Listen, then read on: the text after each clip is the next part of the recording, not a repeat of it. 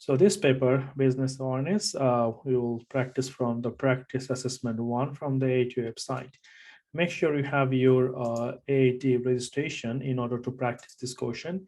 If you don't have the AAT registration, or if you didn't register yet with the AAT, you will not be able to practice the question from there. And obviously, when you enroll as a student, you need to make sure you enroll with the EQS 2022 with the new syllabus, and that will give you the access for this practice assessment. Before you start, quickly have a look our information that is relevant to this exam.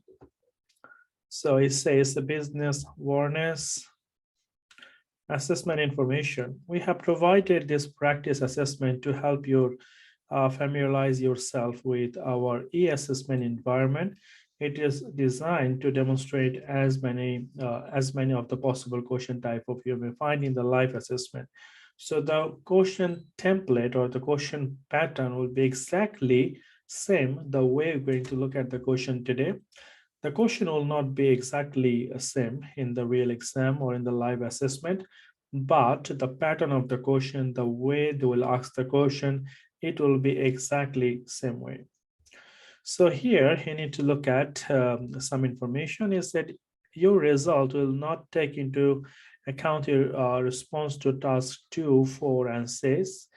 In the live assessment, this task will be human mark. So that means 3 questions, question number 2, 4, and 6 will be kind of the writing task, and it will be not marked on your practice assessment, because in the final exam, these 3 questions will be marked by someone, the examiner, and the rest of the question will be marked by the computer automatically. So when you practice the question from the AAT website, you're not going to get a result based on your answer from question number 2, 4, and 6. Rest of the question, you will get the answer because it will be marked by the computer. Let's look at some instruction and say you have 2 hours and 30 minutes. That is a really good enough time to complete this exam. This is kind of the first exam, so they will not make it too difficult, especially for the time management. So they will give you enough time so that you can finish this 8 question. And you should attempt every single question you have. Each question is independent. You will not need to refer your answer to the previous task. So question 1 have no relationship with the question number 2. Question 2 have no relationship with question number 3. So each question is independent. There is no relationship between each other. The total number is 100, and we have to score 70% to pass the exam. Read every task carefully to make sure you understand what is required. Where the data is irrelevant, it is given in the data task. Both minus and bracket can be used to indicate the negative unless the question state otherwise. For the 1,000, for the pence, you can use the full stop. So for example, 100 pound 57 pence, you have to use the full stop. Do not use the comma or do not use like that. So you have to make sure you use only full stop to say any pence you have. This sort of things are very common in the other exam as well. Only the number of question and obviously like total marks could be different, and the time duration. Other than rest of the information is almost same for any AAT exam. Now, if you haven't done any exam for the AQA 2022, remember the way you have done exam before for your level 2 or maybe any other paper you have done with the AQA 16, this is completely now different. So when you're going to do the exam, now the invigilator or the person who is going to set up the exam for you, he will not give you any code anymore. So you're not going to get any code. The code you used to get from the admin person to start the exam. So it will not happen again. What you need to do, as long as you enroll the exam or you book the exam, the AAT will send you a link on your email. And this link will help you to set up your exam. So for example, once you book exam, you will receive a link from the AAT, and AAT will explain like you book exam. So please set up a password, and you need this password when you going to start the exam. So what will happen, by clicking that link, you have to set up a password. This password is not the same password that you have used when you log into your My AAT account. It's a separate one, and this password can only be used for your exam. And you have to do only once. When you do first time, that's it. Next time, you really don't have to do it. Once you set up your password for the first exam, rest of the exam, when you book again, you can use the same password. So once you set up the password, what will happen? So the examiner, the investigator, he will give you a window on the computer. Before, we used to use to screen for some exam, for example, for the spreadsheet exam. But now you are allowed to use only one screen on the computer. And that means if you think I'm going to use the calculator on the computer, it will not be possible anymore. So you have to make sure you have your calculator for any exam, and one screen has to be turned off. So if the computer is connected to a screen, you cannot start your exam. All of the other windows or the browser need to be closed, and only the system, it is called PSI Bridge, this software will be open. And obviously, after it's open, you have to enter your login detail. Now, the login detail will be your user number, it is your membership number, and also you have to use the password and obviously the username, email address, or the password you can use. And once you log in, you will see the exam is already there. And all you have to do, you have to double click on that exam. So for example, if you book the exam for business awareness, so you'll see the big business awareness exam will be already there once you log in to that system. And once you double click, it will show loading and waiting for the invigilator to unlock your exam. So someone from the admin side, they have to unlock the exam for you and you can start the exam. Before the level 3 exam, we get the result immediately. After 30 minutes or 1 hour, we always get the result. But now, remember, all the level 3 exam will take 14 to 15 working days to get the result. So you're not going to get the result immediately. You have to wait at least 15 days to get the result. But all of these things they'll explain to you when you're going to start the exam, when you will be on the exam room. The invigilator will explain to you everything, but it's better if you know earlier, you know what's going to happen there.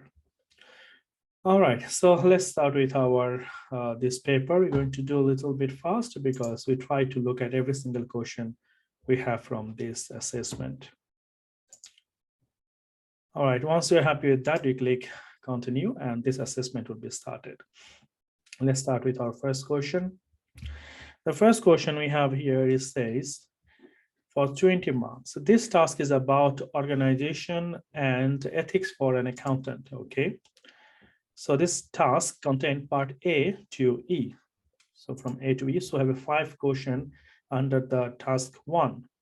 For this task, an extract of the AAT Code of Professional Ethics is available in the reference section to the right. That means on the right-hand side, we have some reference. If we click that, we're going to see this reference material here. We can look at all the information. So if we like to double check anything, for example, what is integrity, what is confidentiality, and that the professional behavior, we can look at from there. But unless we use the reference material is more good for us because we will save our time. If we keep reading the reference material, it will take a time and maybe we'll be running out of time for the question. All right, let's read this one. So we have here, identify whether each of the following statement is a true or false. We need to identify the following statement. Is it true or false statement? Private limited company can be owned by individual people, trust, association, and other company. So private limited company can be owned. So it can be owned. The owner can be any of them. Could be a people, could be a trust, could be association, another company. It don't have to be only people. if it is a private limited company. So we have to say, is it true or false? So remember that private limited company have a separate entity, and this company can be owned by anyone. So private limited company or any limited company it don't have to be like owned by individual or by the director. It has to be run by the director, but can be owned by anyone. Remember that, because it is separate entity. We know that according to the separate entity concept, the owner and the companies are separate. So from that point of view, we say, yes, this is true. The next one is says a sole trader business operates as a separate legal entity from its owner. And this time we have to say it is not true, it is false, because sole trader and business is the same thing. And for that reason, we say the liability for the sole trader is unlimited, because the person itself is a business. So everything happened, that will be treated like person is doing everything. So if the business take any loan and if the business cannot repay it back, the person, the owner of the sole trader business, he need to pay everything back. He will be personally liable for that. So the limited company is separate from its owner, but not the sole trader. And also remember, the partnership and the sole trader is kind of the same thing. So in partnership business, if we have 1, 2, 3, 4 partner, every partner will be separately liable for any obligation unless the partnership business is a limited liability partnership. All right, let's move on. The next one we have here, the next question. This system could be a little bit difficult. Even in the exam, it could happen. It could start shaking on your window, but if you wait a little bit, it should be fine. So, all right. The next one we have here is say, identify which one of the following structure is suited to an organization which run regional project with a centralized head office function. Now we have a functional, we have a divisional, and we have a matrix. Now this sort of things are very precise. You need to know the definition.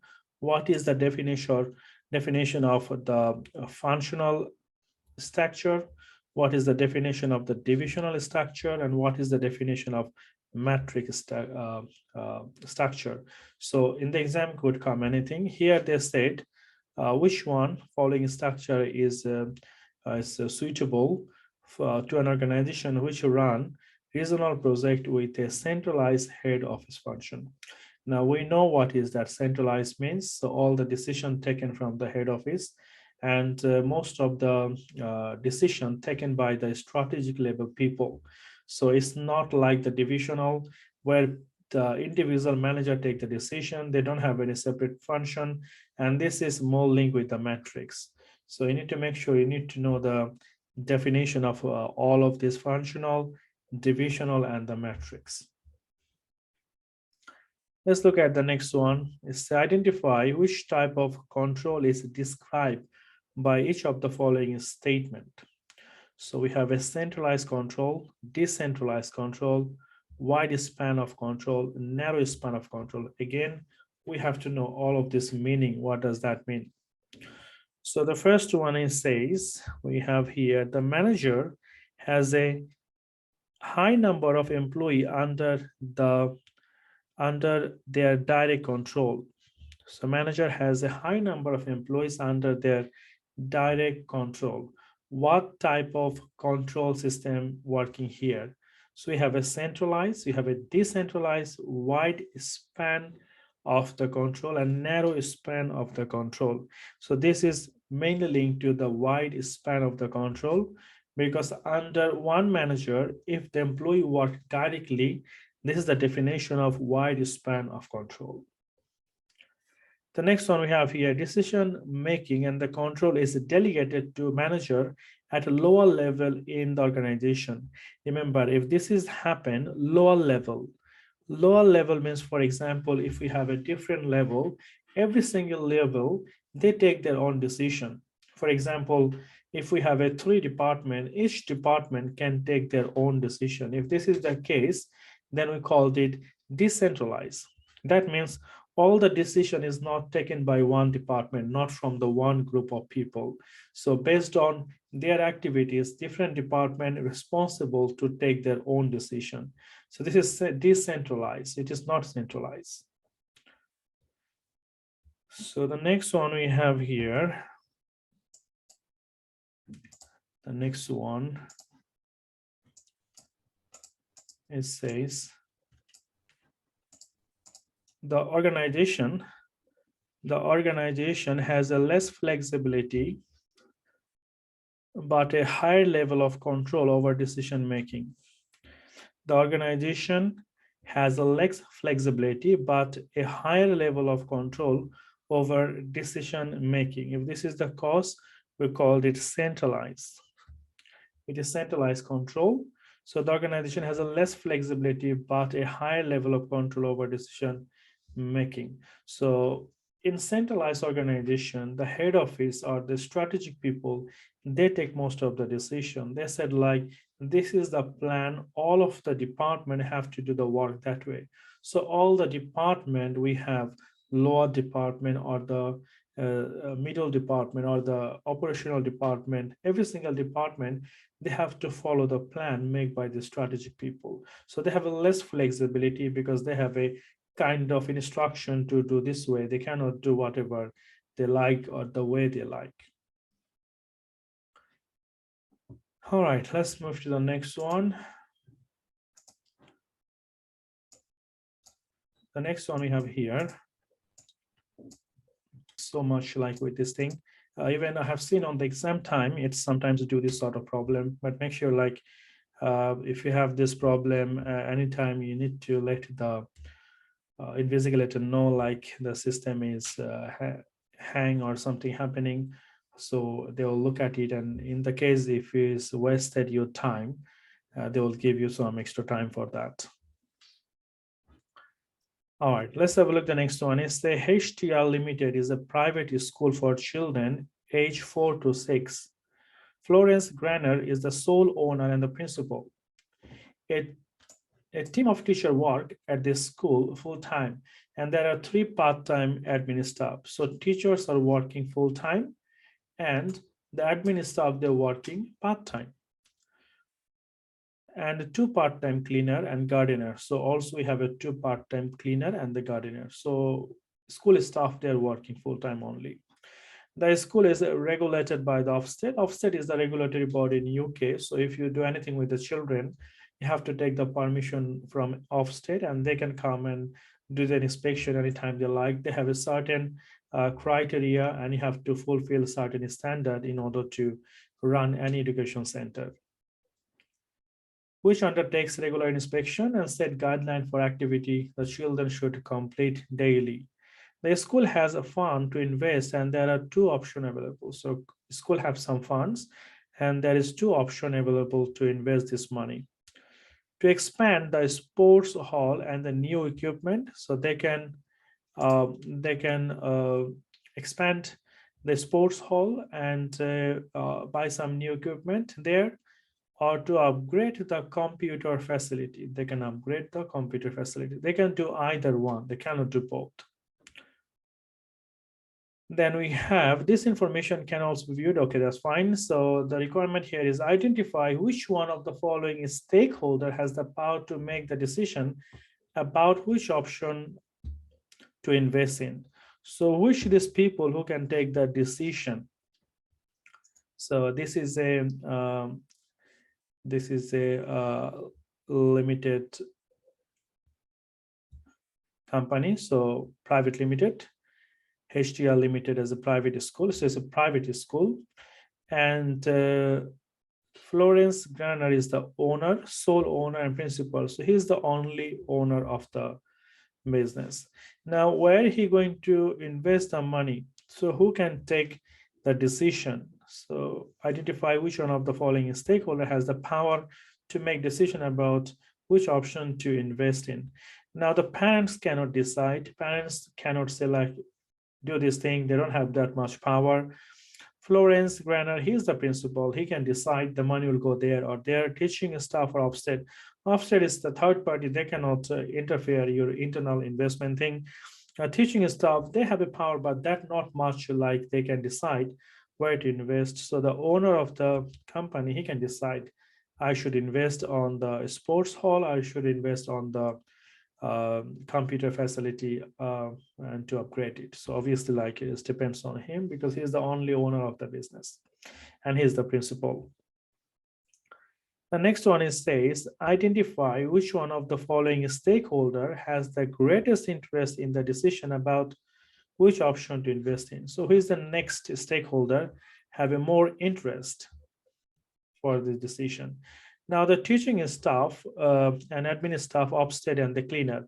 Now cleaner and the admin staff, they work part-time. So and upstate have nothing to do with these decisions. Upstate don't care where you invest. So mainly the teaching staff, they work full-time. The question said they only work full-time, so they have a more interest after the principal where to invest and how they will be impacted on that, because other people are just part-time. So only the teaching staff, they're full-time, so they will be mainly affected by the decision where the principal going to invest the money. All right, so let's move on to the next one. The next one we have here. Identify which one of the following is a system by which company are directed and controlled. So remember that when this question comes, company is controlled and directed by the corporate governance. We called it UK corporate governance. So the definition of the corporate governance is the way company control and directed. So it's a corporate governance. Corporate governance give us the guideline how the company need to be directed and need to be controlled. All right, let's move to the next one. The next one we have here. Complete the following statement about the company board of directors. The board of directors is required to contribute the capital, set the company strategic objective, recruit all member of staff. Now remember that board of the director is a top level people. They set up the strategy for the company, how the company will run, and for the long run. For example, what is the plan for the next 50 years, where they want to see the company, and what is the strategy they're going to follow to do that. So the company board of directors will set company objective. They don't invest any money in the business because the money invested in the business by the shareholder, not by the board of directors. Let's read the next one. It says, Sheldon is an accountant in practice. She has been told by her client, F Limited, that she must attend a meeting where F Limited will be trying to raise additional fund by selling share to the investor. F Limited wants Sheldon to speak at the meeting about what a good investment share in F Limited would be for the investor. So basically, it's like you ask your accountant to talk on behalf of you because you want to raise some capital from the investor. So you ask the accountant, can you explain some good thing about my company or our company so that the investor think they want to invest money or they think like this company is good. So they will invest and you will get some capital by selling your share. Identify how Sheldon principal are threatened by completing the following statements. So this is advocacy. When you act like an advocate on behalf of the client, so you're trying to say something like on behalf of the client. For example, if the client said to you, can you go to the bank with me and tell the bank like my company cash flow is really good, so that bank give us a good loan. So you went to the bank and with the client and you explain all the good thing about the client, said the client doing very good, he can pay back all the loans. So you are acting like an advocate on behalf of the client. If you do that, it will create the advocacy threats of objectivity. We know the objectivity have 5 threats: self-interest, self-review, familiarity, advocacy, and intimidation. So advocacy is one of the threat of objectivity. All right, the next one we have here, and that is our next question. It says,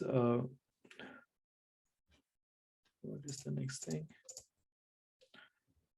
All right. It says, accountants in the UK are required to keep their knowledge up to date and to undertake continuous professional development. Now, once you become accountant or when you become a member of AAT or ACCA or ICW, every single member have to complete a certain level of CPD requirement every year.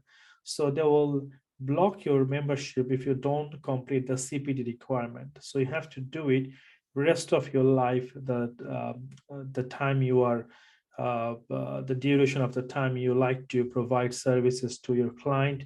So you have to complete the CPD so that you can keep yourself up to date with the new regulation. The main purpose of the CPD requirement is like there's a lot of regulation keep changing in every countries where you practice or where your client is based. So the CPD will give you the idea what's happening to the world and what is the taxation changes, what is the audit regulation changes. So by doing this CPD, you will be able to keep yourself up to date with the new regulation and systems. All right, the next one we have here, it says identify which one of the following fundamental principle of this protect. And obviously we have professional competence and due care. The reason we do the CPD so that our professional competence is increased so that we become more expertise and experienced and our level of knowledge will be increased. The next one we have here, identify which two of the following are advantages of a principle-based approach to ethics over a rule-based approach to ethics. Now, in UK, we follow principle-based approach. Some countries, they follow rule-based approach. For the AAT, we follow principle-based. The reason the principle-based is good because the situation can be different in each cases. For example, the reason you do something, maybe you have a different reason behind. Another person did the same thing, but there is a different reason behind. So everyone doing the different action or taking the different action, but the reason could be different. So the principle-based approach will take the appropriate action or give you a suggestion or any opinion based on the situation. So it's not a rigid rules. It's not something like written as a constitution, like if you do that, there will be this amount of fine, you will get this. So the ethics is completely principle based. So based on the situation, you have to take the right decision. But if it is a rule based, it will be like if you do that, you will end up with that. So in UK, we follow the principle base. And what is the advantage for that? So the advantage for the principle base we have applicable to all situations. We can use this any situation, and also less chance of people finding the loophole. So you will not be able to think like, okay, this is the rules. So if I follow the rules, I can do that. So you will not be able to misuse the rules, or you will not be able to take advantage of the rules. So it's based on the situation, the decision will be taken. So obviously, like you'll have a less chance to find the loophole of that rule-based approach. All right, let's move to the next one. The next one we have here is say, the next question is relevant to our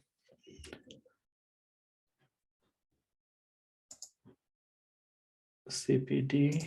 Let's read a little bit from the top. Okay. It says, for each statement below, identify the safeguard needed to protect the professional ethics. Each option can be used only once. So all the option we have, we can only use once. Let's read that. It says, the first one is statement, there are poor inventory control in place, which could result in staff stealing computer equipment. So if you don't have a proper control environment, it is possible staff can steal the computer equipment. So what sort of safeguard we are talking about here? So disciplinary procedure, CPD, and document access control. So here we look at the disciplinary procedure.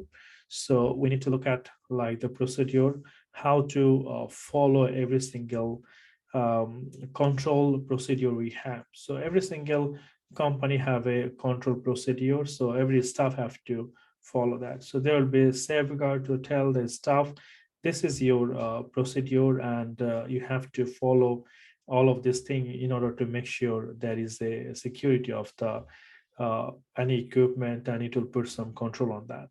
And this disciplinary procedure will help you to stop stealing anything by the staff. The next one we have here: with regulatory changes often occurring in the accountancy profession, there is a risk knowledge may be out of date.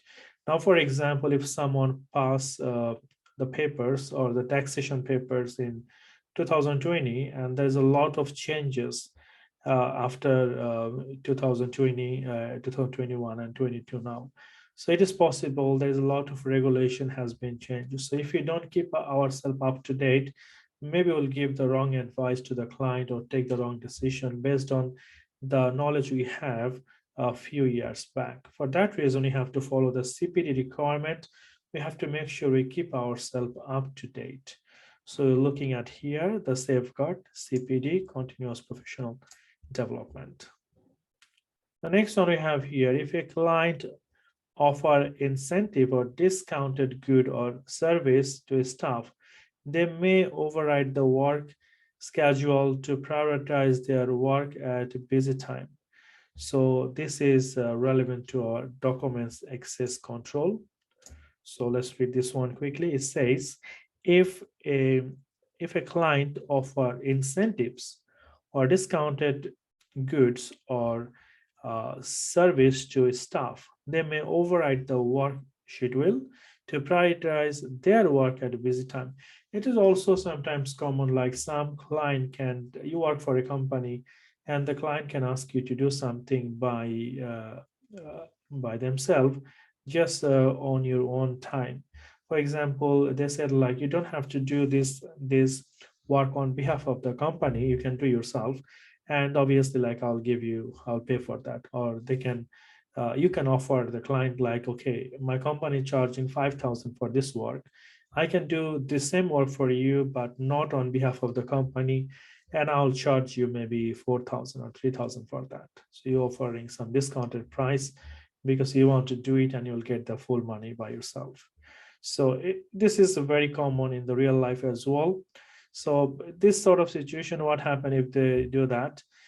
They might override the work schedule to prioritize their work at busy time. So they will try to uh, do this work first where there is a more benefit.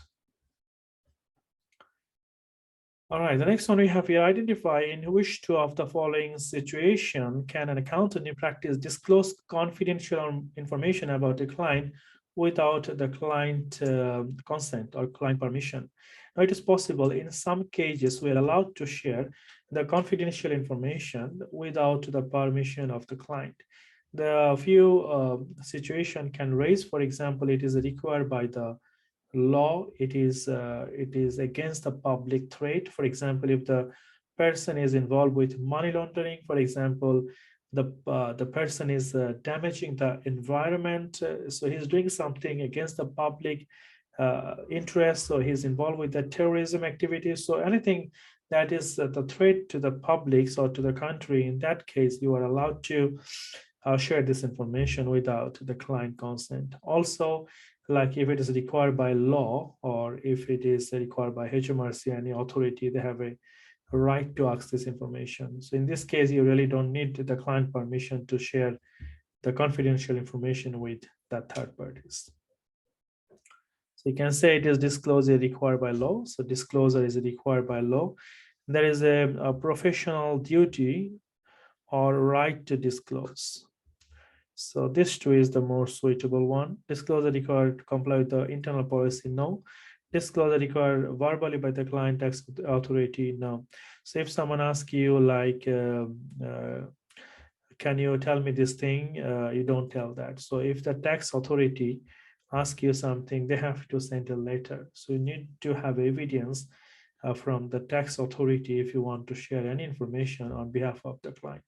If you don't have any evidence, the client can make a claim against you later on. So you need to make sure like you are having enough preparation, like, or the documentation in written, not verbally, from the tax authority if they ask any information on behalf of the client. All right, so this is our first question. And remember, once you have done the question, all you have to do, we have to click the answer, and we'll move to the next question, question number 2. So until you click the answer, you'll not be able to go to the next question. You have to make sure you click answer to go to the next question. Okay, let's read the next question here. The next question normally will be in the exam from pestle analysis. So you need to make sure you revise the pestle analysis. Pestle analysis is the way we can analyze the external environment of the business. For example, what type of effect can have on the business because of some other relevant factors that is relevant to the business. So pestle environment or pestle analysis basically cover political, economical, social, technological, legal, and environmental. So we have a like kind of 6 area we have to focus. So what sort of impact then that can have on your business, that will be relevant to the pestle analysis. So by analyzing the pestle, we can take the right decision for the business. For example, let's say if you see one country is a very good for doing the business because there is a lot of demand, but the political environment is not very good. So even the political environment is very good, but the social environment or the technology is not very up to date there. Even the technology is very up to date there, but the legal issues are more there. So you have to consider all the factors before you take the final decision. Let's read this question. This task about analyzing the external environment.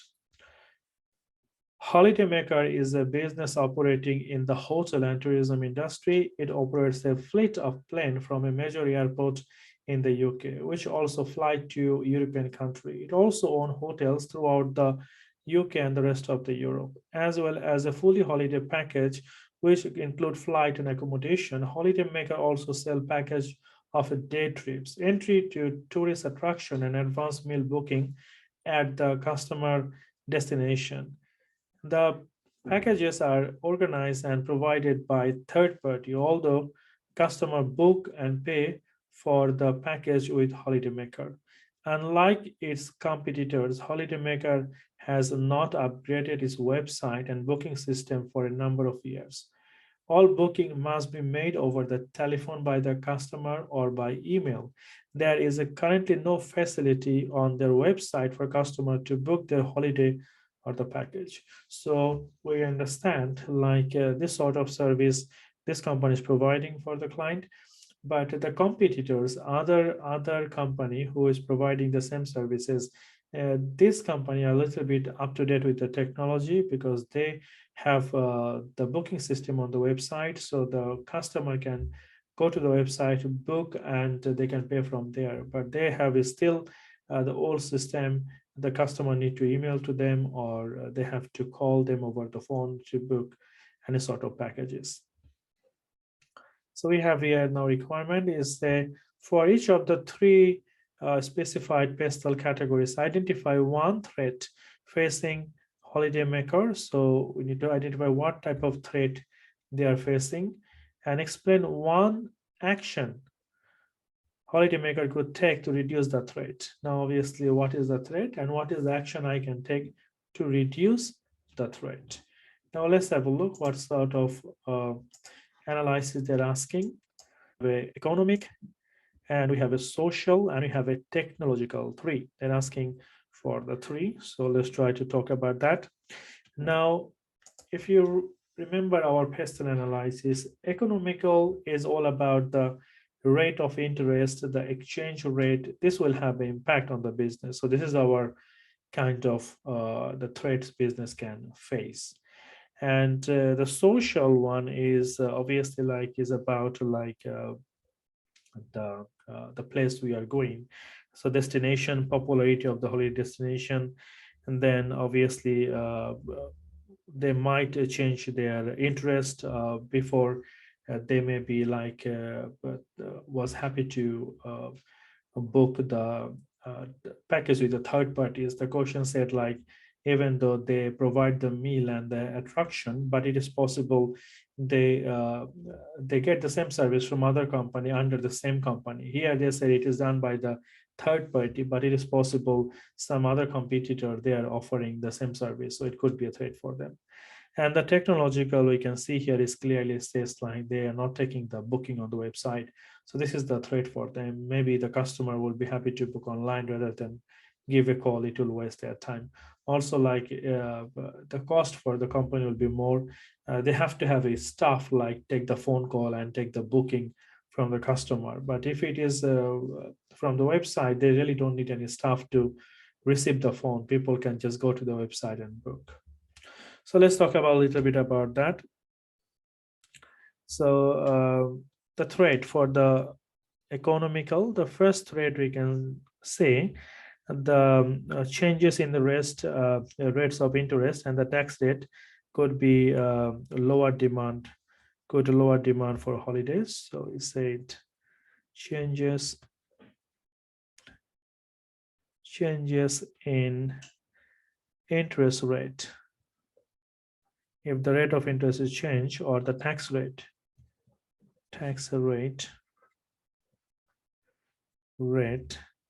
could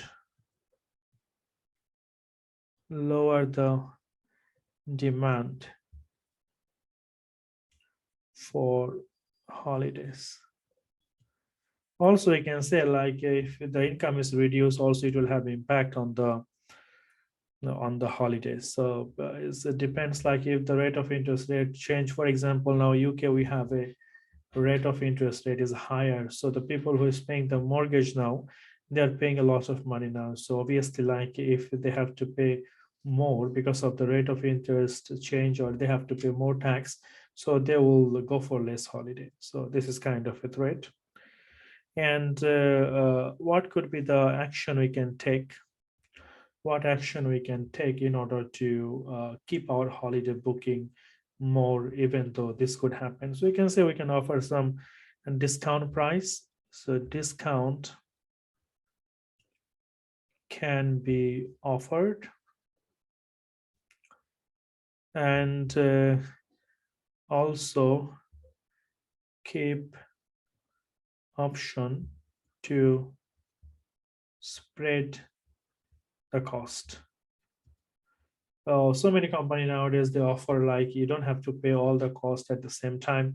You can pay within 3 months, you can pay within 6 months, 4 months, interest free. So some people, they think it is more suitable. I really don't have to pay everything at the same time. So this option can help them to have some more sale. The next one, I talk about the social. So the threat could be happen here, the holiday destination. So popularity of holiday destination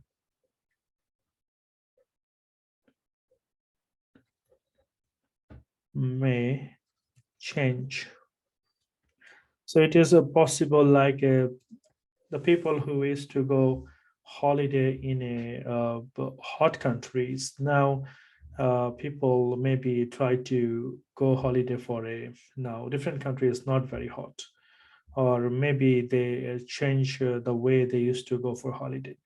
Let's say people was before they like to travel holiday by ship, they take a long time to go and they have a spare time, but now people maybe choose to go by plane, and they don't want to go far, they want to stay local. So it could be a lot of way, like for example, because of the people interest they change, or because of the way they used to do the thing. But sometimes this sort of habit keep changing within the people. If this has happened, maybe people are more curious to try to see something new rather than going to the same destination, for example Spain or France. Maybe they try to visit some new place, for example Turkey or Morocco, so maybe some Arab country, so they can have a like different sort of interest, so they can change the way it used to go. Now, if the holiday company, they don't have the facility or the new destination, so what will happen? They might lose the client, and the competitors, if they have this sort of option available, so the customer will go there. So the action we can say, add more holiday destination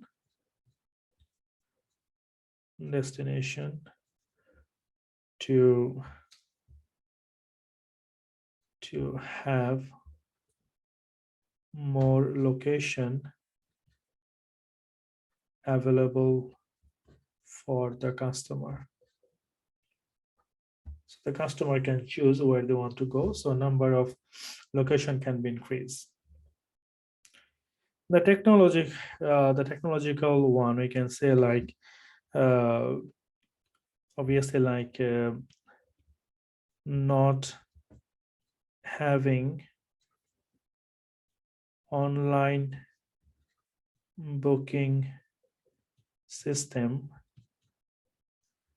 can reduce the market share.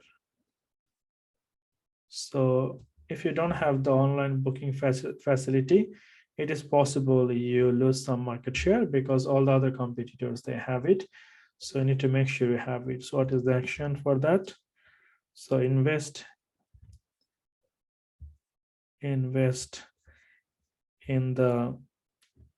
or take action to enable online booking system.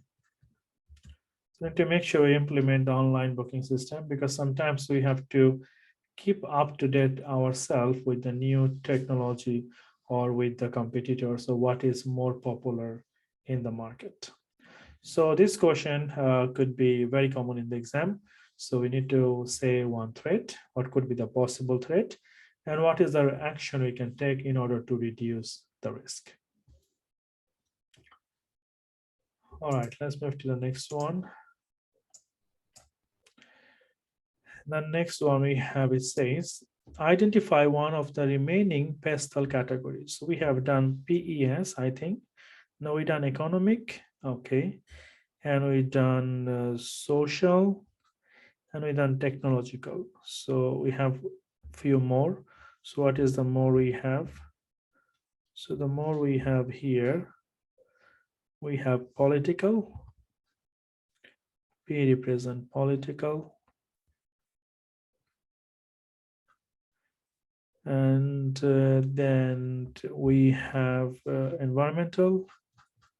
So identify one of the remaining, but we can write all of this. Environmental, you need to just write only one because it's 1 marks. And then we have a legal. So pestle represent political, economical, social, technological, legal, and environmental.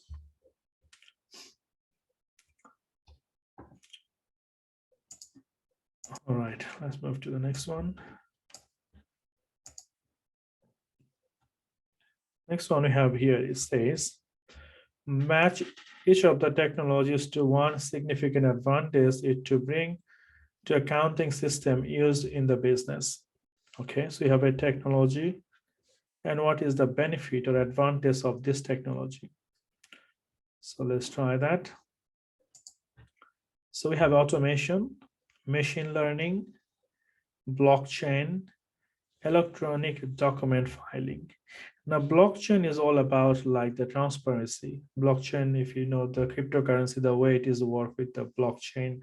So it shows the transparency of the transaction. Automation, obviously, automation, if I make the work automated. For example, nowadays, there's a lot of printing company, they don't have any people there. For example, and there is a printing company called Solo Press. And if you order, for example, right now, tonight, in the morning, you'll get the delivery. Because there is no one there, all they have to do, they have set up the automated system. You go to their website, you look at you upload the design, you approve the design, the way you want, and they will give you a kind of the preview. If you're happy with that, you click the order, and the computer automatically receives the order, and the printer automatically print all of this thing. And then after it goes like with the box automatically, and in the morning someone just posts to you. So this is kind of automation. So when you have the automation of the system, what will happen? It will save your time. So if the job is done automatically, for example, for an accountant, if you just do the journal, for example, if you use QuickBook or if you use Zero, any accounting software, if you just do the debit and credit, or if you do the trial balance, the rest of the thing will be done automatically. So if you just enter the debit and credit, and then the ledger account, the trial balance, the profit and loss account, and the balance sheet, all of this will be prepared automatically. So it will save you time. So you can say if there is automation, frees up time for more valuable work. So in this time, I can do more important work. Machine learning, if the work done by the machine, so speed up data entry. So that will speed up the data entry. Blockchain is all about transparency of the transaction, and electronic document filing, security, and confidentiality. So it's no one can see it. If you keep the documents electronically and you keep on the right place, not everyone can just see it like if you keep the paper. So electronic documents more secure. All right, let's do the next one. The next one is says, identify whether each of the following statement about the financial statement of limited company is true or false. Okay, so we have here, the preparation of financial statement is the responsibility of the shareholder. That's false. Shareholder is the owner of the business. The preparation of the financial statement, so that means prepare the documentation or submit to HMRC. This is the responsibility of the directors, the people who run the business, not the shareholder. Remember that. Shareholder have no responsibility. They can even live different country. For example, if you look at the Excel London or the DLR Train, this sort of company owned by the Abu Dhabi company. So they're not even live here. So the director, they run the company. So it is not the responsibility of the shareholder to submit the financial statement. It is the responsibility of the directors. Financial statement must be approved by the shareholder. That's true. So basically, once the financial statement is ready, it has to be given to the shareholder. Now, obviously, if it is a public limited company, the board of directors, they approve it. But if it is a limited company, then the shareholder need to sign it, the people who have a significant control. But if it is a public limited company, let's say Tesco or Sainsbury, they have the thousands of shareholders. In this case, they give the right to the board of directors. So they said on behalf of the shareholder, the board of directors approved that report. All right, the next one we have here, it says, complete each of the following definition about the unlimited liability partnership.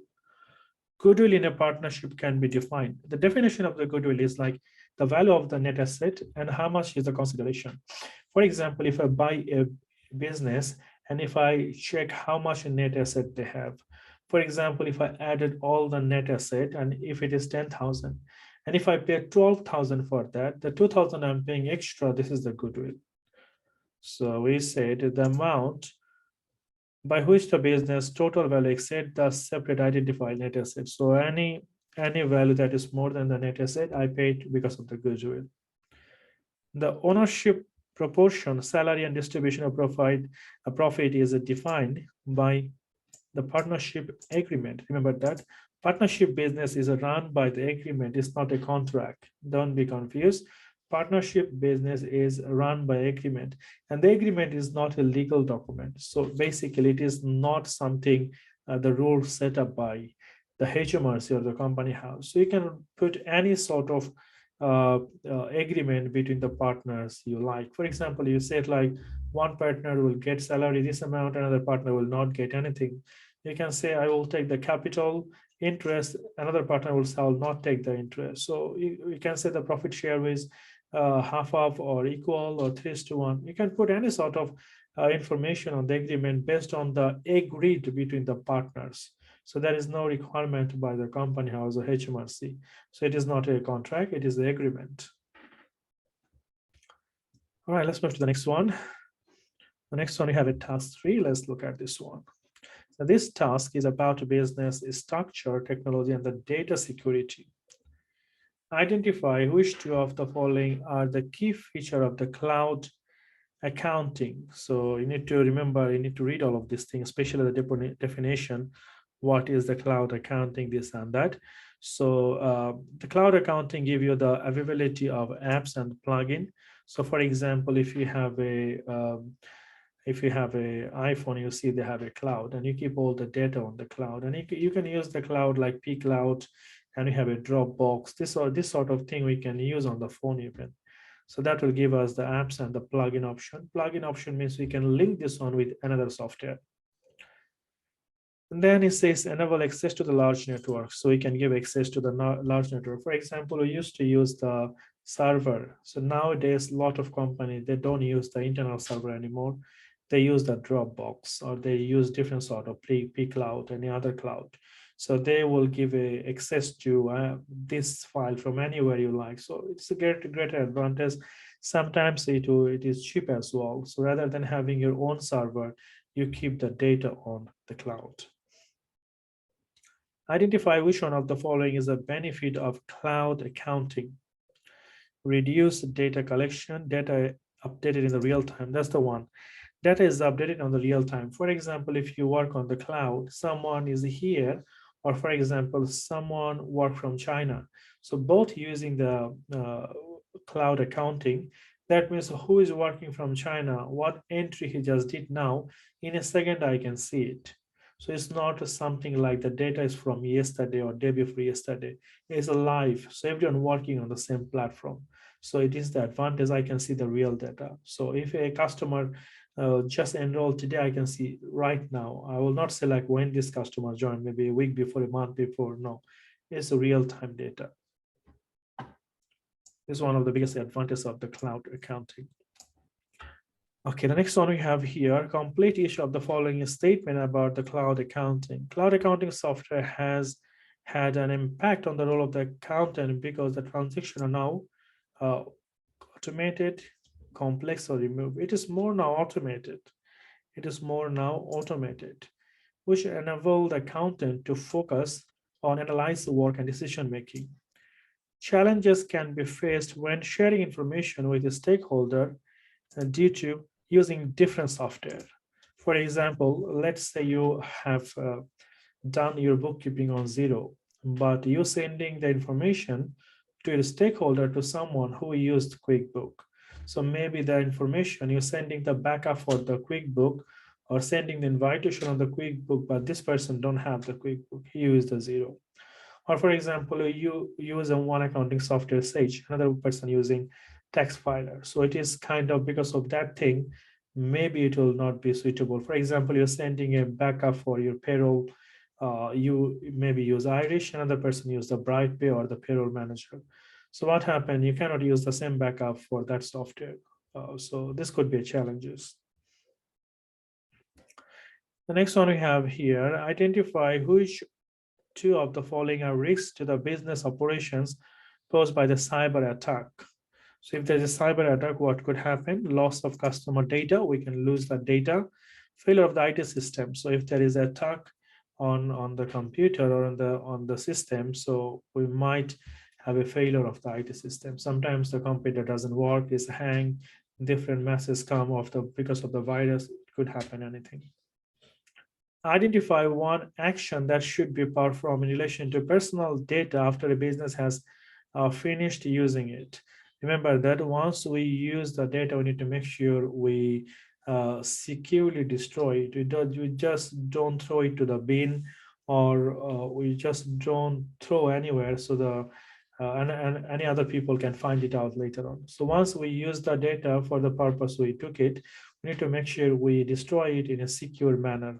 So I need to say securely delete or destroy. So once we have used the data for the purpose we take, for example, if an employee worked for your company, you took all the data, for example, passport, national insurance, or the bank statement, everything. So once the employment period is end, and after the legal requirement, you can destroy it in a secure manner. All right, let's move to the next one. The next one we have here, identify which two of the following are valid principle of data protection. So we have two principle of data protection. Personal data held for any purpose or purpose shall be held for a minimum 12 weeks, shall not be held for more than 6 years for any reason. This is not a valid principle. The information we have, the information containing personal data shall be obtained, and personal data shall be processed fairly and lawfully. This is true. According to the Data Protection Act, all the data should be processed fairly and lawfully.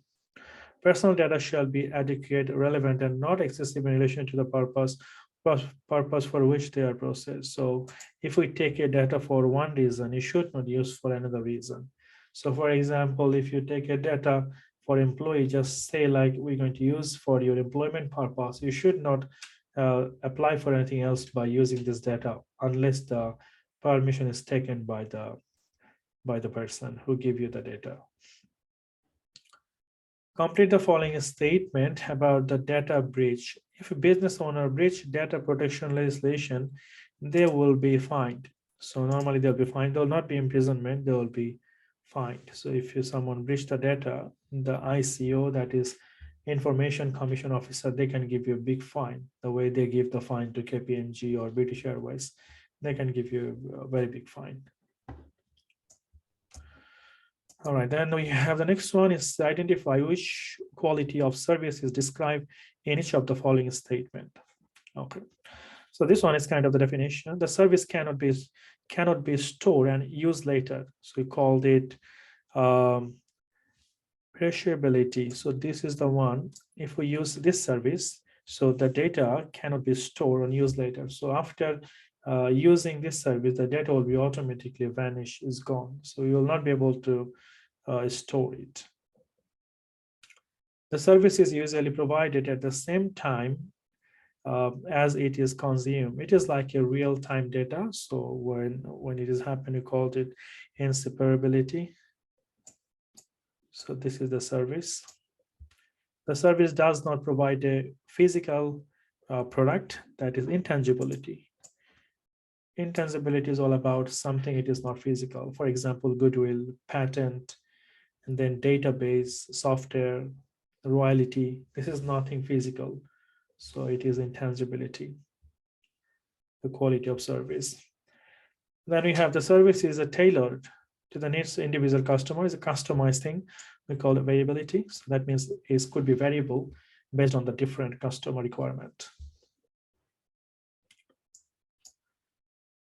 All right, let's look at the next one. The next one we have here is says Be Limited is purchasing a new machine and are considering how they should be fund the purchase. Now, when someone buy a new machine or new asset, there's a lot of way they can purchase or they can do the fund. For example, they can buy through cash. They can pay for that immediately. We call it cash purchase. And they can buy through loan. They can buy through lease agreement. There is a lot of way they can do it. Now, we need to know which one is the most suitable. Identify the funding source that the following characteristics related to. So characteristics, we have there will be regular cash outflow to repay the funding. If there is a regular cash outflow, for example, if I buy an asset and if I said like every month I'll pay a certain amount for that, and this is because of the loan. So if I take a loan, I will have to pay a regular payment for that. I have to pay the interest and the capital repayment. Working capital is only for the short term, and capital introduced if the owner give any capital to the business. This is not for short term, this is not a loan. So if the owner invests any money in the business, we call it capital, and we understand this money will be stay on the business for a long time. Suitable for short-term funding requirement is working capital. So the day-to-day, the way business run, if they need any money, it funded through the working capital. All right, let's look at the next one. Then after that, maybe we'll take a break. So let's look at our next question, activity 4. task for. The task is about ethical and legal compliance. This task contained part A to B. For this task, okay, Helena worked for a small accountancy practice. She just started working on a client, Bill Soup Limited. Okay, so there is a client called Bill Soup, and she started working for that client. Helena has identified a serious tax error which has been made last tax year. So there was a tax error made on the last tax year return. The error was made by her manager, Andrew. So Andrew made the error, and this is her manager, has led to a large underpayment of tax bill by Bill Soup Limited. So the way Andrew submit the tax return, this company wills to pay like a big amount of tax less or underpaid to HMRC or to the tax authority. Helena discussed this issue with Andrew. So Helena informed this to Andrew, and he told her to ignore, as the error relates to the last year, nothing can be done about it. That's not true. If the error even relevant to last year, you can still disclose it. If it is within 12 months, you can amend the return. So you can say like, okay, I can resubmit. If it is more than 12 months, you cannot resubmit, but you can always inform the tax authority, and they will give you the option to resubmit it and pay the right amount of tax. She has since discovered that Andrew has had a large amount of work completed on his house by Bill Soup Limited at a heavily discounted price. So this is the story. What happened here? She discovered that Andrew done a big job for the Bill Soup Limited with a heavily discounted price. So Andrew maybe told that company like, I will do this work for you and I'll give you that discount. So obviously the work is done, completed on his house by Bill Soup Limited at a heavily discounted price. Okay, explain one ethical issue arising in this scenario. Ignore any legal implication, for example, money laundering. So you don't have to worry about the money laundering here. Just need to look at the ethical issue here. So here, the first ethical issue we can see here, the self-interest. So very much clear here, ethical issue, self-interest. Self-interest, because Andrew is getting the benefit to do this thing. And this is the threats to objectivity, self-interest, threats to objectivity. And now what will be the action for that? The question didn't ask for any action arising in the scenario. Okay, so didn't ask for any action. And obviously, Helena need to report this thing immediately. So Helena should report internally this matter. Remember that Helena will not tell the tax authority like this has happened, and he will not tell HMRC or anyone like this is happening in the business. Even if your client is involved with anything, they don't want to pay the tax, you are not allowed to disclose it to HMRC. And if you are a tax agent, for example, if you are an accountant and if you are preparing the accounts for a client, and if the client is involved with any sort of like underpayment of the tax in the previous year, and if you tell the client like you should disclose to HMRC, and if the client is not willing to do that, you are not allowed to tell HMRC. You can tell the HMRC like, from now I will not be acting like an agent for this client anymore. You can say like, I'm not the agent for this client anymore, or you can resign, but you should not give the reason why. All right, the next one we have here. The next one says, explain the consequence if Helena takes no action. So if Helena don't take any action, what will happen? So he will breach. So she will breach the duty of disclosure. And the company maybe takes some action. Company can take some action against her. So company, that is Business Limited company, can take action against her. They can sack her. Also, the professional body, for example, AAT or any body, and they can take action because of the failure to report. All right. Let's look at the next one. The next one, we have a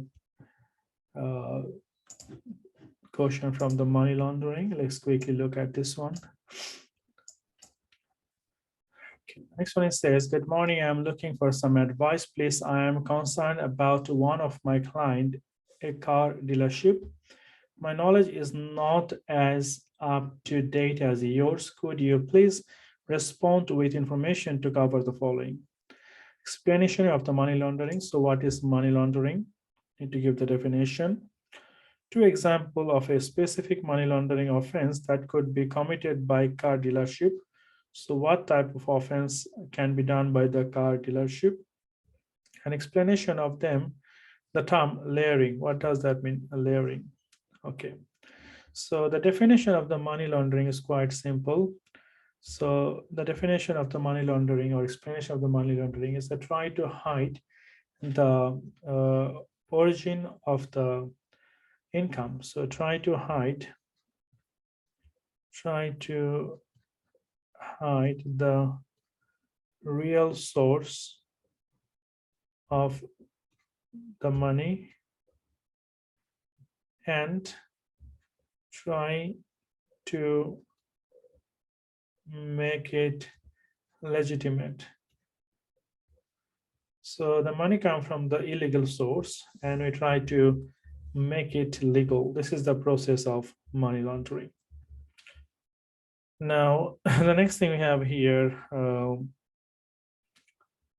what is that? The next one, it says like two example of a specific money laundering offense. The two example. So the first example is counseling. Counseling means hiding, counseling the real source of the money. And the next one is arranging. So try to make the arrangement so that it look like this money come from the legitimate source. Before I give one example to all of you, if you remember, for the washing business, for the laundry business, so all the machines are run by the cash, like the changes. So this sort of business, you can try to make the illegal money shows like illegal. For example, if you have 3 or 4 laundry where people use the changes to wash their clothes. So let's say the sales is 5,000 or 10,000 at the end of the month. So maybe for the 5 shop, they can make like another 2,000 each business. So maybe 10,000 they can make look like this money come from the business and they can deposit to the bank in the business account and then it will be legal. So there's a lot of business we have. So for the car dealership, it could be the counseling and the arranging. The last one, they said, what is a layering? This is one of the step of the money laundering. So money laundering have few steps, 3 steps, how to do the money laundering. So one is the layering. Layering is like moving the transaction. For example, money is transferring to different account, and later when it come to your account. So rather than directly money come to your account, it come from a different source, and it's look like the money come from the real source. And this is a layering. So this is one of the stage of money laundering. And here what happened involving the money with a series of transactions. We use series of transaction. So we use a different transaction. For example, you transfer to someone, he transfer to someone, and maybe the money go to the business and from the business come to your account. So it's look like the money come from the real source. All right, so if you look at the next one,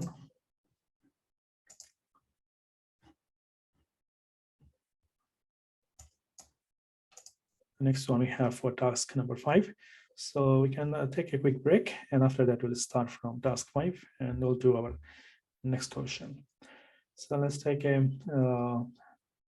15-minute break, and after that we will start from here. So you can see most of the question we have here either true and false and multiple choice. So we need to make sure like this sort of question should not take a long time. So we need to use the time more precisely for the writing question. More we can write, but for the MCQ or multiple choice question, we need to make sure like we get the full marks from this sort of question. And as soon as you identify the answer, it should not take long to do the answer for that. So let's do this one. It says 10 marks for question number 5. This task is about microeconomic environment and sustainability. This task contains part A to B. Identify which two of the following events may cause a shift in the demand curve of a normal good. Now, the movement of the demand curve. Now, if you remember the demand curve, if we have like, if the demand is increased, then obviously it's go increase to the right. If the demand is a decrease, is come to the left, then we have a quantity and we have a number. So it says here, identify which two of the following event may cause a shift in the demand curve of a normal good. Now we have a normal good and we have a substitute good. So normal good is like the good normally people buy on their daily life. So it says changes in the quantity supplied, changes in the consumer income. So if there is a changes in the income, it is possible the demand of the good can increase or decrease. For example, if the income is increased, then the demand will be increased as well. If the income is decreased, then the demand of the product will be also decreased. So that's the first one. Changes in consumer taste and preference. So this is also have impact on the demand curve. For example, people used to buy a lot of product with the cheese and the oil. Now, if the people start becoming health conscious, they will not buy this sort of thing. So they will buy the product or the food that is more healthy. So if the taste and the preference change, it is possible the demand will be lower compared to the previous quarter or compared to the previous year. The next one we have here, a normal good called N has a substitute called S. The price of S has fallen. So the substitute price has fallen. Substitute product, for example, tea and coffee. So tea is the substitute of coffee or alternative, you can say. Like if the substitute product price fall, what happened? People maybe start buying that product rather than having the main product. So for example, if tea and coffee is the same price, then people might choose one of these. But if the price of the tea is very less and the price of the coffee is very much high, so it is possible like people will start buying the substitute product because the price is lower.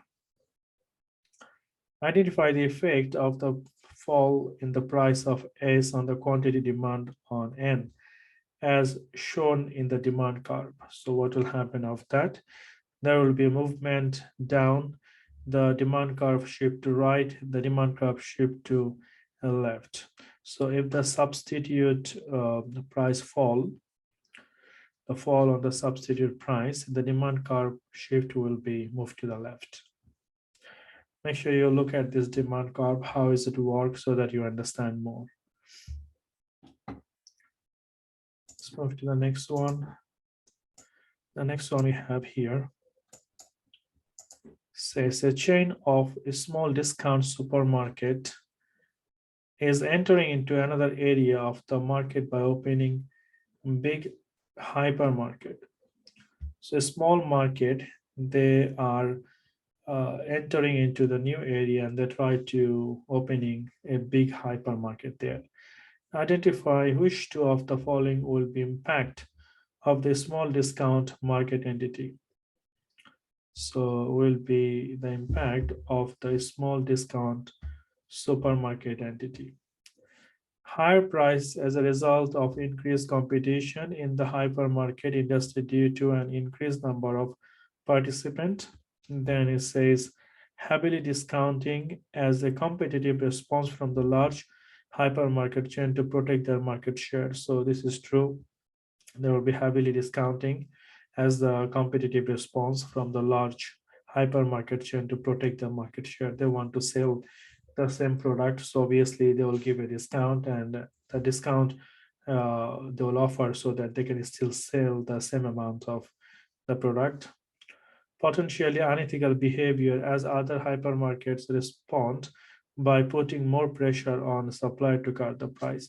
This is also true. For example, if you give a lot of discount to the customer, at the same time, you will put pressure on the supplier to reduce the cost. For example, if you give 10, 20% or 30% discount to the customer, so obviously you need to make some profit as well. So you will tell your supplier to reduce the cost so that you can sell it with a discounted price to the customer. Now, if you put pressure on them, maybe the quality of the product will be not good. Quality of the goods will be also destroyed because they try to make it with a cheaper price.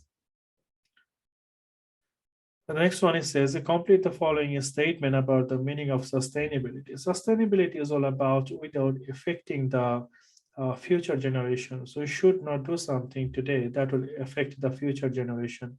For example, if we start using the plastic today and after a few years or 100 years, the plastic will never be melted, so it will affect the future generation.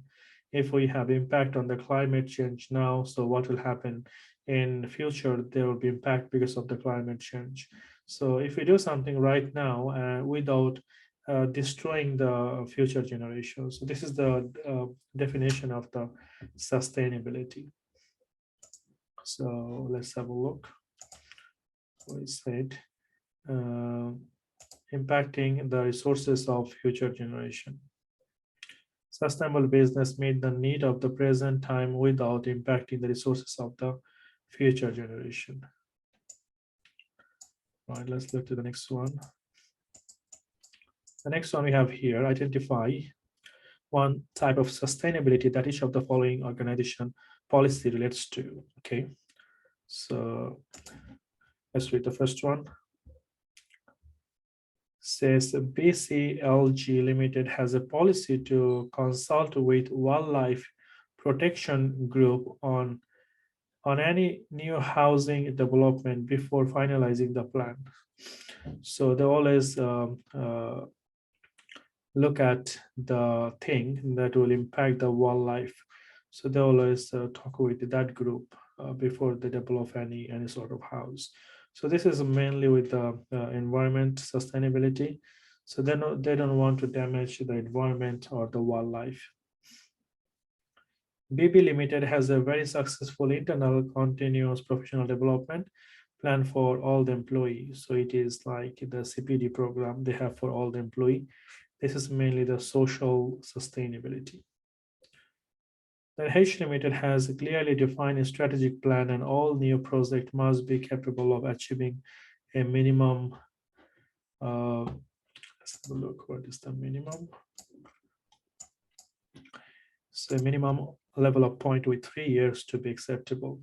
So a strategic plan, remember, it is for the long run, and normally, obviously, it is a link with our financial stability. Say they have a clear strategy plan, and all new projects must be capable of achieving a minimum level of profit within 3 years to be acceptable. The way we do our NPV or payback period, if you remember, so we have some sort of goals or target, like if the profit is not up to that level, or if we don't get the profit within 3 years or 5 years, we do not invest on that project. So this is basically the financial sustainability. The next one we have here, an organization has the following stakeholder. So let's read that. Organization have the following stakeholder, and we have a customer, shareholder, employee, and local community. Anyone get affected or impacted by the business decision, they are my stakeholder. Remember that. So identify which of the stakeholder has or have an interest in the organization's sustainability plan. So organization sustainability plan. So which stakeholder have interest? Everyone, isn't it? The customer, shareholder, employee, local community. For example, if you have a business like Tesco, the customer, if the Tesco is collapsed, if the Tesco is closed, the customer will be impacted. Maybe some companies sell a very good product, so customer have interest, they will get the quality full product from that customer, that business. Shareholder, of course, like organization, if the organization doing good and following everything, making profit, then shareholder will get more dividend, more capital will be increased. Employee, they'll look after their job. So if the company is sustained, they will have a more uh, they will have a like security of the job. Local community will get benefited because local supplier will be start selling, and then maybe the local people get the job. So everyone are interested like for that. Everyone will be impacted. So we'll say like all of them, 1, 2, 3, 4. All right, let's move to the next one. The next one, we have a graph, and one question will be from the graph. So I need to make sure we read the graph and we understand like how's it work. It's not a very difficult thing, but if you practice the few questions, will be absolutely fine for that. Task asks for 6 for 13 marks. This task is about communication and visualization. This task contains part A to C. Today's date is 8th of January 2018. You work for Amber Dell, a business selling a lawn mower and garden equipment. So they sell two things, lawn mowers and garden equipment. Amber Dell is a sole trader business owned by Amber Brooks. The client base is expanding as their lawn mowers and equipment are high quality and are purchased at high price by large building contractor and landscape garden. Amber Dell employ 8 sales staff, so they have 8 sales staff. This include 1 sales manager and 7 sales representatives. So 7 representative and 1 manager who are each responsible for a number of customer accounts. So everyone who had dealing with different customer. Amber Dell customer regularly make purchase. A standard 30 days payment time is given to all customer following credit check. So first they check the credit, and then after that they allow 30 days to make the payment for the product they buy. The sales representative have responsibility for negotiating discount. So then the price, it depends on the customer to customer. So that means there is no fixed price. For example, one person, the sales staff, he can sell for higher price. One sales staff can sell for a little bit lower. It depends what is the negotiation with the customer. For upselling additional or more expensive product to the customer, and will recommend credit limit and payment term for their customers. Amber Dell suppliers allow 60 days payment term. So basically they allow 30 days to their customer, but they get 60 days from the supplier. So that means they have more time to pay to their supplier, and that will give you a good working capital cycle. Now let's have a look what we have here. So we have a 4 visualization template here. The first one is says sales data have been provided for the 6-month period. So 6-month sales period. The first one, we have a monthly sales in unit. So it starts from July. So July, August, September, October, November, and December. So we have a 4-month data. So you can see in the July, we have less sales, that is only 98 unit. We can see here the unit sale per product. So 98 is a total for July, then 118 for August, then September 121, 130 October, November 138, and December 145. So we can see it's gradually increasing, 98 to 118, 118 to 121, then 121 to 130, 130 to 138, from 138 to 145. So month by month, the number of sales unit is increasing. but it is a mixture of a different products. We have a basic mower, standard mower, we have a superior mower, preparation machine, and finishing machine. So this is the combination of all. So if you look at the total, that means it is increasing every month to month. But if you look at per unit, so basic mower, it was 18 on July, then in August is 16, September is 14, October 12, November 10, and December 7. So you can see this one is definitely decreasing. The basic mower is decreasing every month. So expecting on the future, it will be more decreasing. The basic mower, people are not buying it, so it is decreasing. Standard mower, you can see from 40 to 60, 63, 70, 76, and 80, it is increasing. So the standard one is doing really good, it is increasing. Then we have a superior mower, so 20, 22, 24, 28, 38, and 38. So this is also increasing. Then preparation machine is same. This one is not changing, so not change at all.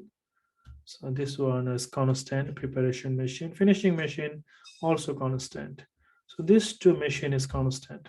So we can understand the basic mower is going down every month, and standard and the superior is going up every month, and the preparation machine and the finishing is no change, so no impact.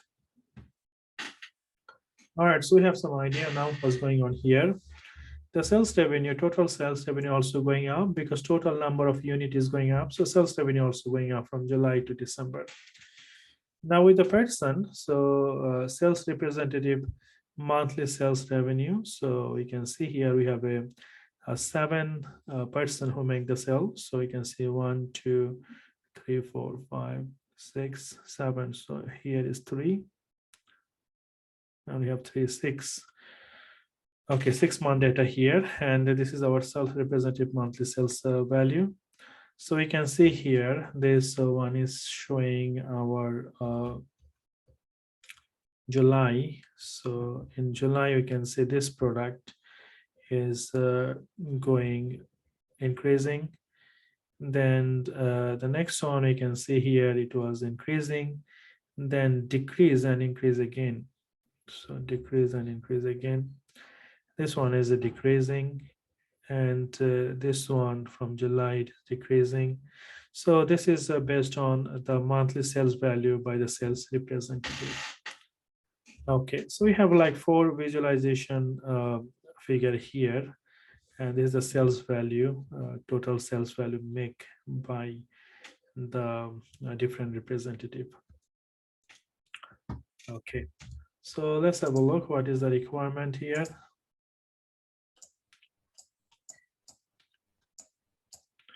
Okay, so here it says the finance manager is responsible for analyzing result for use by Amber and other manager in the business. Unfortunately, the finance manager have called for a few weeks. So normally the finance manager you to help with this analysis in the absence of the finance manager. Amber would like to know about the performance of the business over the 6 months. So what is the performance over the 6 month? The expected performance for the 3 month to March 18. That means we have a 6-month data from July to December. So from December to March, so January, February, March, 3 months. So is a forecast. So based on this 6-month analysis, what is the expectation for the next 3 months? The information which should be communicated to the sales manager to appraise performance of the sales representative. So when I'm going to say send any data to my sales manager to appraise the performance of the sales representative. So what sort of information I should give to my sales manager so that he can understand who doing better, what performance is good. Now, for example, if a sales representative who is selling only the basic mower, so this sales is going down every month. So but doesn't mean like if it is his fault. Maybe the people don't buy the basic mower anymore, so they buy the superior standard one. So if a person involved with the basic mower, his performance will be not very good because he's selling only one thing. So you need to be careful, like when we appraise the performance of someone, is that product he's selling, it have a demand or not in the market. All right, so 3 things we have to identify: the last 6-month performance, and also like our for the next 3 months expectation. Okay, let's try to identify something. So we can say the sales revenue unit are increasing every month. So the first point we say sales revenue and unit are increasing over the period from July to December. So from July to December, it is increasing every month. Then let's have a look at the revenue for the representative. So let's have a look what we have here. Now, if I look at that, so we have some representatives. So we have Ravi, we have Alison, we have a Patrick, and Satpal, Michelle, Vanessa, and Shanin. Now the color represent who is doing what. Now we can see the Ravi and Vanessa is increasing each month. So Ravi is increasing each month. This is Ravi. So he is increasing. And also Vanessa, this one, she is also increasing. So we need to say Ravi and the Vanessa. So you can say, write it down here. Ravi and Vanessa is increasing each month. So increasing each month the revenue. Then who is decreasing here? So we have here Shanin. He is decreasing. So we can say Shanin is decreasing. So it's a Shanin revenue per month is falling. So Shanin revenue per month is falling. And then we have revenue for Michelle and revenue for Satpal. We can say it is constant. They stay like kind of it's not changed. The reason is if you see some product here, these two, preparation machine and the finishing machine, this is constant. So if anyone is selling only this product, so their sales is not going up and down. It is stable every month. It is same. So for that reason, maybe they are involved with that product selling. So their sales remain. So Michelle and Shanin has remained constant. As a remain constant. Then we have a Alison. Alison performance is also following. So Alison performance also following. So we need to just say what's happening here. And obviously, like we need to say what will happen in 3 months' time. So we will say like overall sales and the unit will increase in next 3 months. Because if it is increased last 6 months, it will also increase for the next 3 months as well. And then we can say sales and standard. So we can say this one, sales of a standard mower and the superior mower.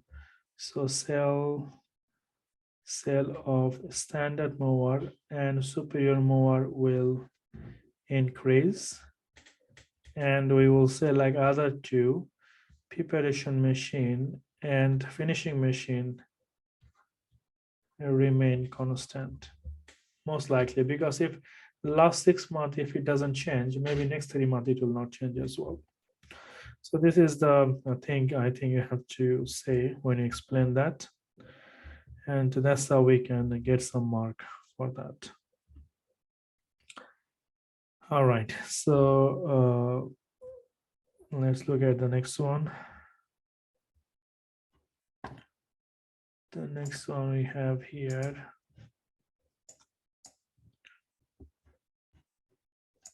So identify which two of the following statements are correct. Let's read that. The sales manager could use information about customer discount to appraise the sales representative. So sales manager could use the information about customer discount to appraise the sales representative. So this one you can use exactly. So for example, if I see one sales representative, he give a lot of discount to the customer. And for that reason, his total sales is more. So it makes sense like if someone offer less discount and maybe he's selling less. So it could be one of the reason. So sales manager could use the information about customer discount to appraise the sales representative. So this is one of the valid point. The sales manager would not benefit from the detailed information about the product sell for its representative. It's not true. He will be benefited if you look at the detailed information about the product for each sales representative, because some product maybe people are not buying. It is not the fault of the sales representative or the salesperson, because people don't like it. People change their interest. So this is not true. Sales representative have no influence over what customer buy. That's not true. Sometimes the sales staff can convince the customer. Sometimes they're very clever. They can convince the customer, and even the customer have no plan to buy it, but they buy it. The sales representative should be appraised based on the prices negotiated with the customer. That's true. So if the salesperson is a very good, he get a better negotiation with the customer, he get a good price. If the salesperson is not very smart or not very good, maybe he will not be able to get a good price from the customer. The next one we have here, complete the following statement about the professional qualification, communication. So it says, when preparing information for sales manager about the sales representative performance, it must be shared location, clearly present, accurate, especially should be must be shared, must be clearly present and accurate. So you have to remember that it has to be accurate and clearly presented. So when you give any data to our sales manager about the sales, so you just don't say something that he will not understand. For example, if we tell like this person sell this, and this person sell this, maybe with the number, the manager will understand this person is very good, but actually you need to give the presentation clearly so that we understand like, okay, this product is not selling in the market, and for that reason, who is responsible for selling this product? That's why his sales is less. So it's not his fault. So you need to give a clear picture and accurate picture so that manager understand who is doing really good and whose performance is better compared to last year or last quarter compared to the industry. All right, so this is our question. So let's have a look. Is there anything else we have? Yeah, I think like this is our next question we have, question number 7. So let's have a look at this question. This question is from the Tara. Tara is like the way we deal with the risk. So for example, if the risk is very much higher, and if there's no way we can reduce it, so we have to avoid the risk. For example, if I know there's a lot of risk of doing something and there is no way I can reduce the risk, then I have to avoid the risk. And if there is a way of reduce the risk, we will do that. And if I think the risk is not very high and there's no option like I have to accept it, then I can accept it, or I can transfer the risk. The way we can transfer the risk, for example, the insurance. For example, if you have a car, and if you think like the car could be damaged, so there's a risk of damage. So how I can reduce the risk, or how I can transfer the risk? So I give it to the insurance company.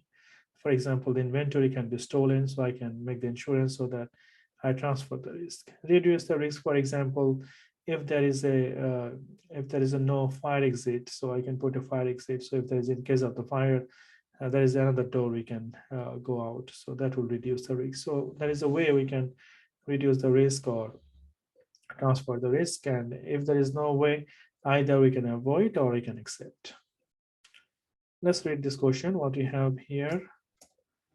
So it says, the first one, it says, the risk to a chemical manufacturer of their employees suffering an injury due to handling hazardous material and essential part of their job.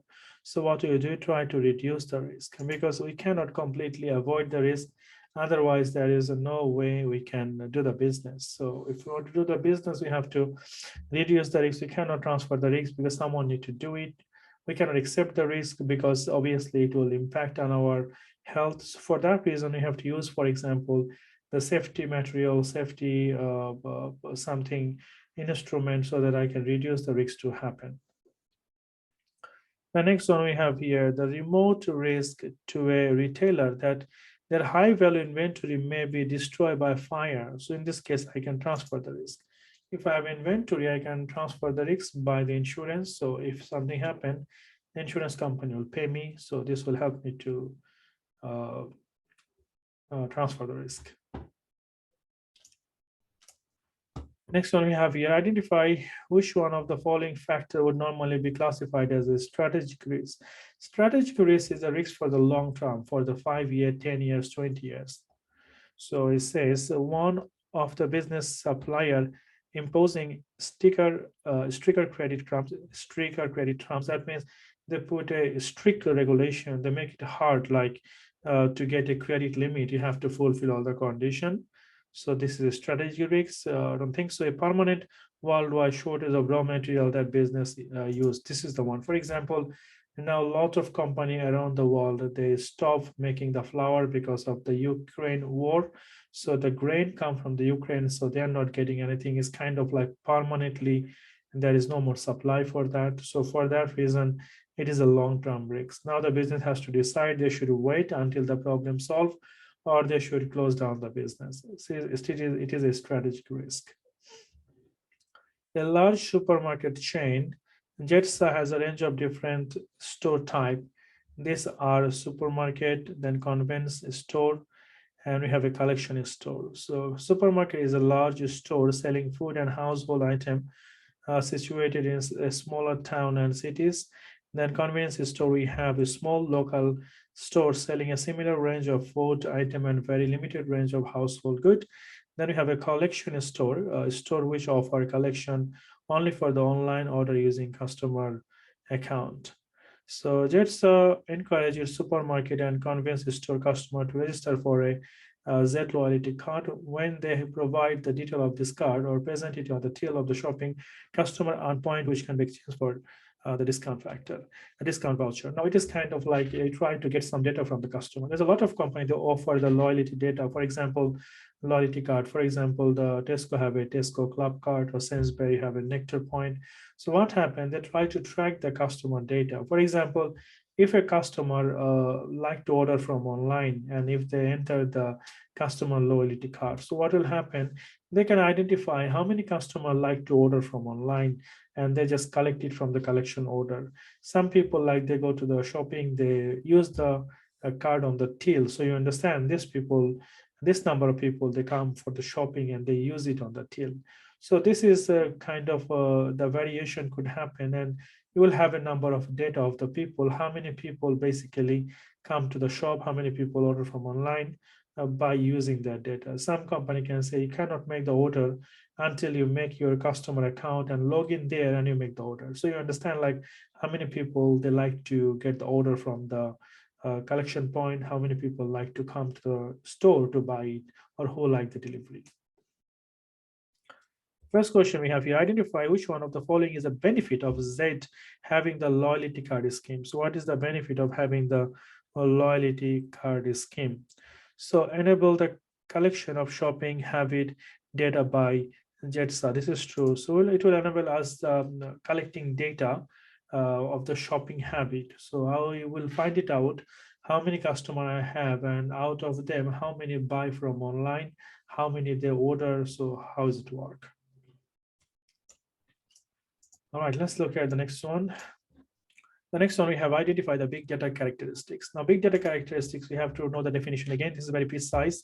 There's nothing to learn. We have to know how does it work, what is the meaning of that. Now, the first one is says that JETSA collect data from 3 different store type and require all customer use their loyalty card. So when we have a different type of data, we collect from the customer, and obviously like from the website, from the till, from the online. So we're collecting different sort of data, and that is relevant to the variety. So this is the characteristics of the big data. We called it variety. The next one we have, there are thousands of customers visiting the store daily basis. And this means JETSA is collecting, processing, analyzing data in a minute every day. So when you have a real-time data, so is the data is not old, is data is not from the last week, from the last month. When we use a real-time data, we called it velocity. So this is the definition or the characteristics of the big data of velocity. JETSA require a comprehensive processing system to collect, analyze, and store all the data. So when you use a lot of data, for example, store the data, and you need to know the volume, how big it is. So it is linked with the volume. So in the system to collect, analyze, and store the data.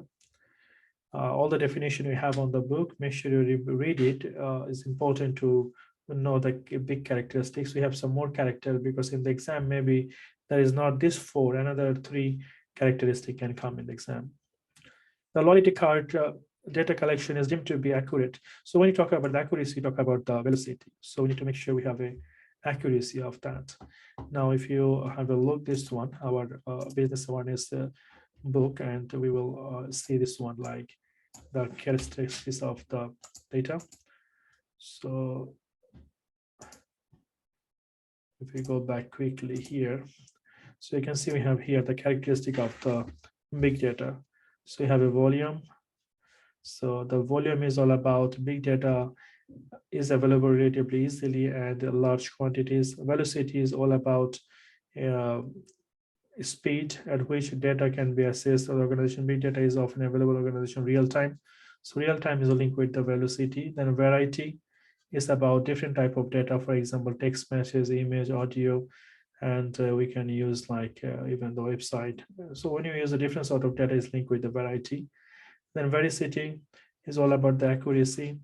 And then you have the value. Value is the ability of big data to add value in the organization. So this is basically the information from the customer. For example, big data may help organization to identify the most loyal customers. So this sort of characteristics you have to read to remember that. Also, you have a limitation and benefit of the big data. So you need to read this thing. All right, so the next one we have here. So the next one we can see. Complete the following statement about the decision making. This information will assist in making decision about where to place the product in a store. So it is an example of a operational. So when you talk about like where I'm going to put the product in the store, the decision is taken by the operational department. It's not the strategic. Strategy give the long-term plan how to operate the business for long run. But obviously for the operational people, operational management, they decide how to organize the store, where to put all of these things. Identify whether the following statement about the quality of the information is true or false. The information derived from the loyalty card scheme is good quality because it is available in real time. That's true. Because if we use the loyalty card scheme, we get the information from the on the real time. So what's happening now? It's not the old data. So it will help us to take the right decision. Just the finance function interact with other business function, for example, human resource function and the operation function. Identify which two piece of information just the finance function would directly receive from the human resource department or HR department, not from the operation department. Operational department mainly with like the operation, where the product will be, how they design, how they will set up the store, what will be the location. But the human resource department mainly with employees. So how many employees started, the recruitment procedure, what will be the rate, how much is the salary, this and that. So what type of information as a finance department we can get from the human resource department. Remember that if you're a finance department, we need to know when the employee going to start and how much is the rate for them, because the finance department actually pay the salary to the employee. So we need to have a very good connection with the HR department. So if we don't know when the employee going to start and how much is the salary or per hour, so we'll not be able to pay the salary for that employee. For that reason, the first step done by the human resource department, the next step is for the employee to move all the data to the finance department. So we look at the new employee start date from the HR department. As a finance department, we need this information from them, and hourly and the overtime rate. So we need this information to process the payroll or payment for the employee, and we will get this information from the HR department. And when there is a small company, sometimes this information both you can get from the same department, because when the organization is small, they don't have a two separate department, they work together. Finance and the HR, sometimes they work together. All right, I think this is the end of the task. So this is the end of the question. So 8 tasks we have done. And obviously, if you revise a few times, and every time when you revise from the practice question, make sure if you don't understand something very clearly, you stop here and go back to the book, revise the chapter or revise that area, revise the topic once again, and then after you answer. For example, if you don't understand if you don't remember what is the characteristics of the big data, so go to the book, read the big data topic again, and after that come back and answer the question. That's how you can make yourself more ready for the exam. This exam will not be very difficult, but obviously, like, there will be a lot of information. If you revise the book 3 times, it will be absolutely fine for you to remember all of this. So read the whole book once, then next time try to answer some question, then read again twice, and before the exam, read the whole book once again. And after that, practice these 2 questions from the AT website. That means you will be ready to do your exam.